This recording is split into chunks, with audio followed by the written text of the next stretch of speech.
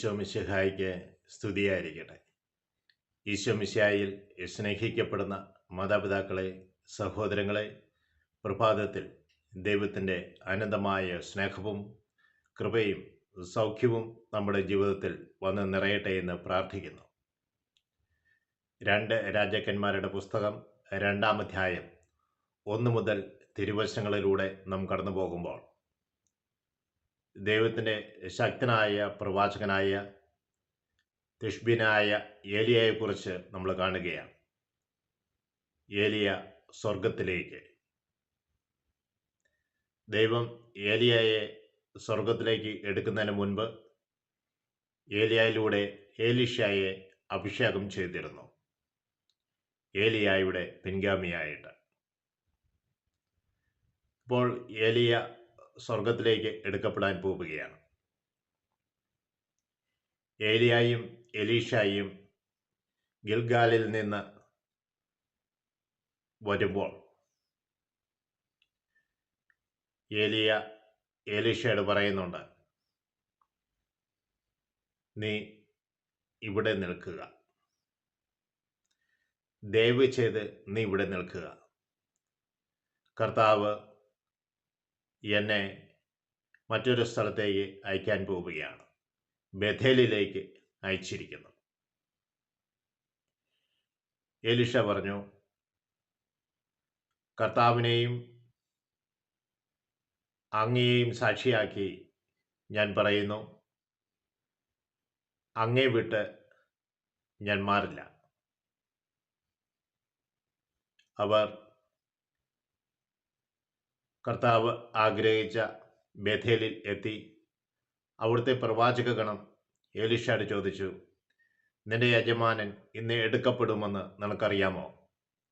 അവൻ പറഞ്ഞു, എനിക്കറിയാം, നിശബ്ദമായിരിക്കുക. വീണ്ടും ഏലിയ എലീഷയോട് പറയുന്നുണ്ട്,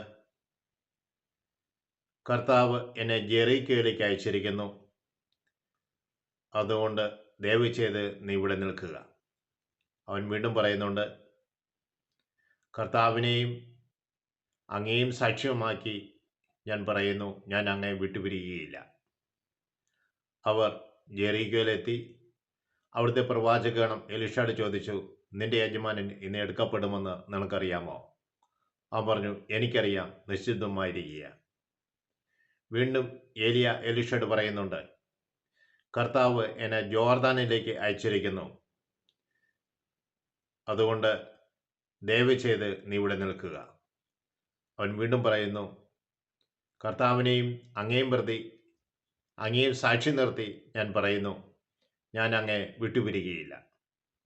അവർ ജോർദാന് അടുത്തെത്തിയപ്പോൾ അകലെയായി 50 പേരടങ്ങുന്ന ഒരു പ്രവാചക ഗണം അവിടെ നിൽക്കുന്നതായി കണ്ടു. അവർ ജോർദാൻ നദിയുടെ അടുത്തെത്തി. ഏലിയ തന്റെ മേലങ്കി ചുരുട്ടി ജലത്തിലടിച്ചു. ജലം 2 സൈഡിലേക്ക് മാറി. ഉണങ്ങിയ നിലത്തുകൂടെ അവർ മറുകരയിലെത്തി. മറുകരയിലെത്തിയപ്പോൾ ഏലിയ എലീഷയോട് ചോദിക്കുന്നുണ്ട്, ഞാൻ എടുക്കപ്പെടുന്നതിന് മുൻപ് നിനക്ക് ഞാൻ എന്താണ് ചെയ്തു തരേണ്ടത്? എലീഷയുടെ വാക്കുകൾ വളരെ ശ്രദ്ധേയമാണ്. അവൻ ഈ ലോകത്തിന് സമ്പത്തൊന്നുമല്ല അവൻ ആഗ്രഹിച്ചത്. അവൻ കർത്താവിനെ പ്രതി തീക്ഷ്ണതയാലും അവൻ ജ്വലിക്കുന്നതുകൊണ്ട് ഏലിയായുടെ ആത്മാവിൻ്റെ ഇരട്ടിപ്പങ്ക് എനിക്ക് ലഭിക്കണമെന്നാണ് അവൻ പറഞ്ഞത്. അവൻ പറഞ്ഞു, അങ്ങയുടെ ആത്മാവിൻ്റെ ഇരട്ടിപ്പങ്ക് ലഭിക്കുവാൻ ഇടയാകട്ടെ. ഏലിയ പറയുകയാണ്, അത് ദുഷ്കരമായ കാര്യമാണ്, എന്നാൽ ഞാൻ സ്വർഗത്തിലേക്ക് എടുക്കപ്പെടുന്നത് നീ കാണുകയാണെങ്കിൽ അത് നിനക്ക് ലഭിക്കും, കാണുന്നില്ലെങ്കിൽ നിനക്ക് ലഭിക്കുകയില്ല. അവർ സംസാരിച്ച് മുന്നോട്ട് നീങ്ങി. അതാ ആഗ്നേയ രഥവും അതിൽ പൂട്ടിയ അശ്വങ്ങളും കാണുന്നു. ആഗ്നേയ രഥവും ആഗ്നേയാശ്വങ്ങളും ഇവരെ വേർതിരിച്ചു.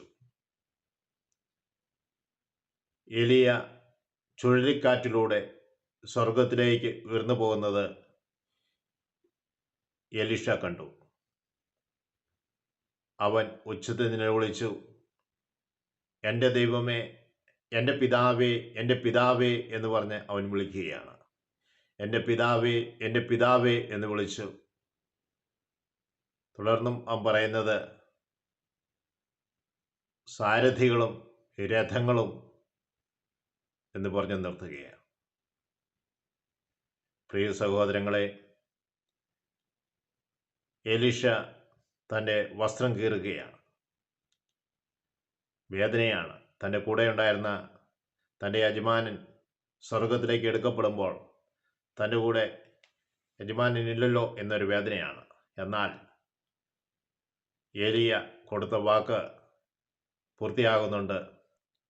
എലീഷയിലും ശക്തമായി ആത്മാവിൻ്റെ പ്രവാഹം കടന്നു വരികയാണ്. Praise Lord. സ്നേഹമുള്ളവരെ, ഏലിയായിലൂടെയാണ് നമ്മൾ കടന്നുപോയിക്കൊണ്ടിരുന്നത്. ഏലിയായിലൂടെ ദൈവം പ്രവർത്തിച്ച വലിയ അത്ഭുതകരമായ കാര്യങ്ങളാണ്. നമ്മൾ ദൈവം തിരഞ്ഞെടുക്കപ്പെട്ട ശക്തരായ മനുഷ്യരെക്കുറിച്ച് കാണുകയായിരുന്നു. ആദ്യമേ നമ്മൾ കണ്ടത് മോശയെക്കുറിച്ചാണ്. ഇപ്പോൾ രണ്ടാമതായി നമ്മൾ കണ്ടത് ഏലിയയെക്കുറിച്ചാണ്.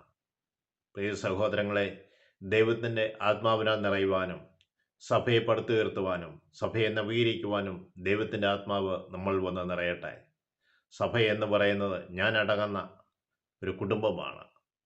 എൻ്റെ കുടുംബം മാതാപിതാക്കളും മക്കളും ജീവിത പങ്കാളിയും അടങ്ങുന്ന ഒരു കുടുംബമാണെങ്കിൽ രണ്ടാമത്തെ കുടുംബം എൻ്റെ ഇടവകയാണ്. മൂന്നാമത്തെ കുടുംബം എൻ്റെ രൂപതയാണ്. നാലാമത്തെ കുടുംബം എന്ന് പറയുന്നത് സഭ മുഴുവനായി, ലോകം മുഴുവൻ നിറഞ്ഞു നിൽക്കുന്ന സഭയായി നമ്മൾ കാണണം. കേരളം മുഴുവൻ നിറഞ്ഞു നിൽക്കുന്ന സഭയുണ്ട്, ഇന്ത്യ മുഴുവൻ നിറഞ്ഞു നിൽക്കുന്ന സഭയുണ്ട്, ലോകം മുഴുവൻ നിറഞ്ഞു നിൽക്കുന്ന സഭയുണ്ട്. ആ സഭയുടെ ഒരു അംഗമാണ് ഞാനും. എന്നിലും നിഷിദ്ധമായിരിക്കുന്ന കടമകൾ നിർവഹിച്ചുകൊണ്ട് യേശുവിനെ മാർഗത്തിൽ പിഞ്ചെന്നുകൊണ്ട് സഭയെ നവീകരിക്കുവാനും സഭയെ പടുത്തുയർത്തുവാനും സഭയെ താങ്ങുവാനും സഭയ്ക്ക് വേണ്ടി ഭാരം വഹിക്കുവാനും നമുക്ക് ഇടവരുത്തട്ടെ എന്ന് ദൈവസന്നിധിയിൽ നമുക്ക് പ്രാർത്ഥിക്കാം. പരിശുദ്ധ അമ്മേ, ആശ്രയ മാതാവേ, ഞങ്ങൾക്ക് വേണ്ടി തുടർന്നും മധ്യസ്ഥം വഹിക്കണമേ.